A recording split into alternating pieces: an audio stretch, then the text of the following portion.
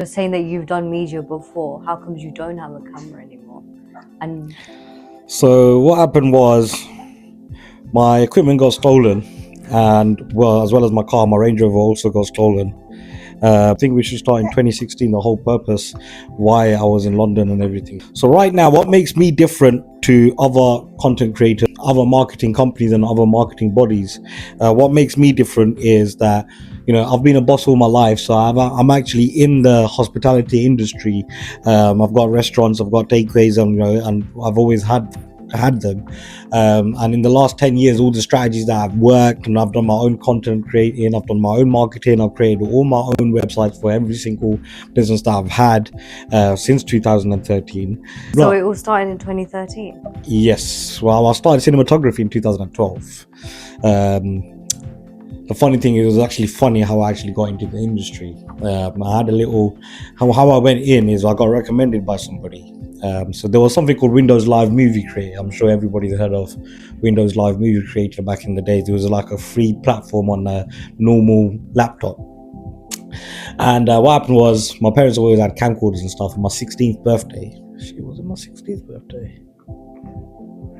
What year was it? 2013? So it wasn't just my 16th birthday. Before that, what happened was there was like weddings and stuff like that, and I used to have the camcorder in people's weddings and start recording here and there, birthdays and stuff like that, and then come back and put it on Windows Live Movie Creator and make a film out of it.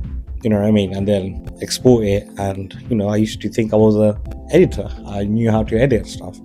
To the point, the confidence was, I told somebody I know how to edit movies and I do editing and all that sort of stuff. And they spoke to a company that needed an editor.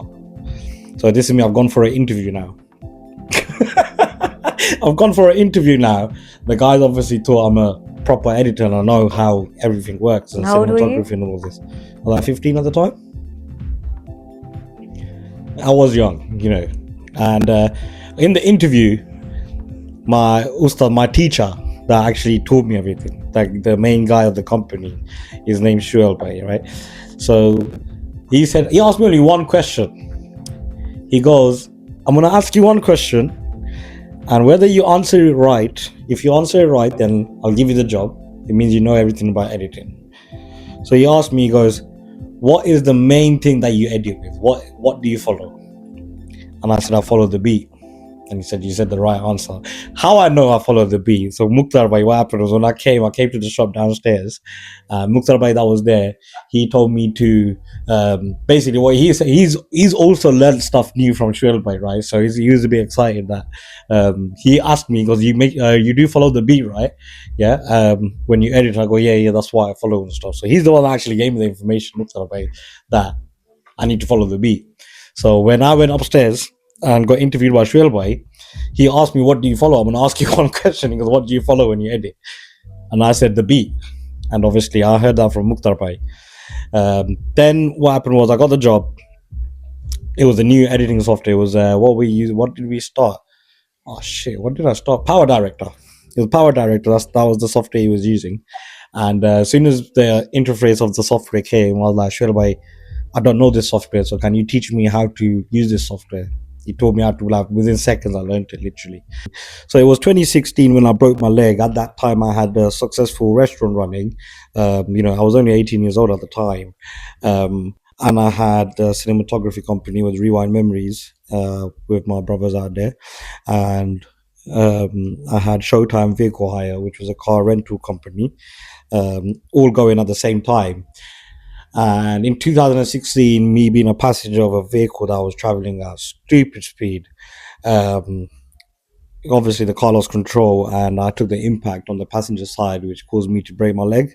So imagine, having three businesses and all that pressure at that time, only being young, and obviously car rentals. So when you have car rentals, they involved me daily driving and stuff like that as well, moving cars around. After I had a car accident, so obviously one by one at that time in the restaurant, I had just brought my partner out as well. So it was just me managing the whole place and stuff.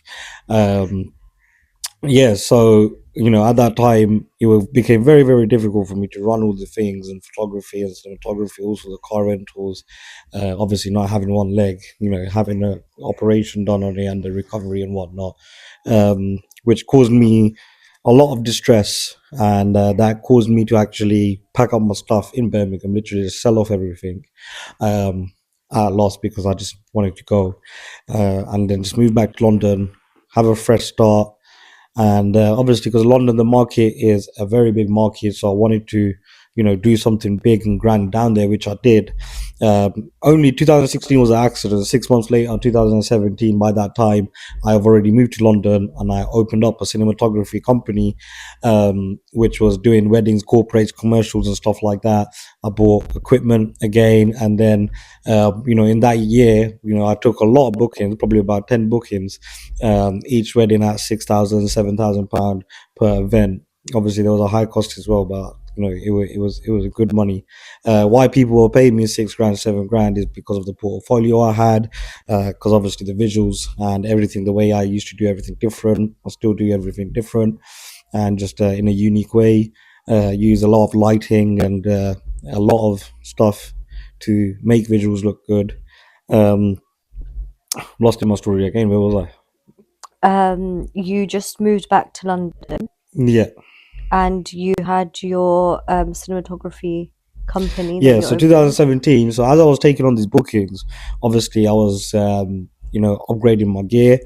I also opened within the company of Cinema Arts. Sorry, let's not mention the company names. Within the media company, under the umbrella, I also opened a editors panel, which I had a huge range of 10 editors at my studio every single day, which I trained. And what I was doing was a freelance editing service for majority of the companies in the UK that used to use me and my services for their editing, their, whether it's a wedding edit, whether it's a corporate or a commercial, it's other cinematographers that don't have the time to do the editing. They used to send me the work via hard drives. So yeah, all that operation was running, but with all that money, what I did was I upgraded. Within that one bang, my car went missing, and all my equipment was in the car. Because just before that, we done a shoot, um, we done a music video shoot, and obviously everything was in the car. And once the car disappeared, obviously all my equipment got lost and stuff like that. So I just didn't want to get back into the scene. I just thought, what, forget this. I just stopped cinematography all in all, because I just couldn't be bothered. I just literally got chucked off everything. I built myself back up, and then this is what happened. Basically, just got all wiped again. So it's a bit deep when you get to that. Now, 10 years later, my wife decided to buy me a camera as an early birthday present. So obviously, because I got this hide and I didn't want to buy a camera and I didn't want to get back into the industry. However, as I've got gifted the camera, it's just made literally, it just went in my head. And since that day, everything's just come back to me, and it's just like and fireworks are going off right now.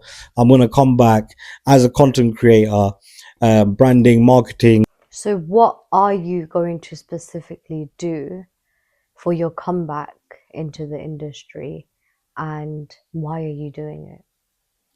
So what I want to do now, I myself want to become the brand, and obviously help other people's brands get there and get the right reach and stuff like that. What I plan to do is something that's different, which a lot of people don't do in this day and age. I haven't seen other marketers or branding, promoters and other content creators actually do anything like this. But you know how back in the days, how the McDonald's ads used to be. We still remember it till this day. How all the there's Baby Bell, and there's so many different companies that had proper storyline, short film sort of adverts. So I want to bring that back, and that's the way I'm going to be doing it. Obviously, there's going to be podcasts and stuff like that. There's going to be some serious interviews of people's hardships within the businesses, which I will be interviewing. And as well as that, also there's going to be a lot of short filmic sort of branding and whatnot. I still need to know what I'm actually doing properly, fully. It's all in.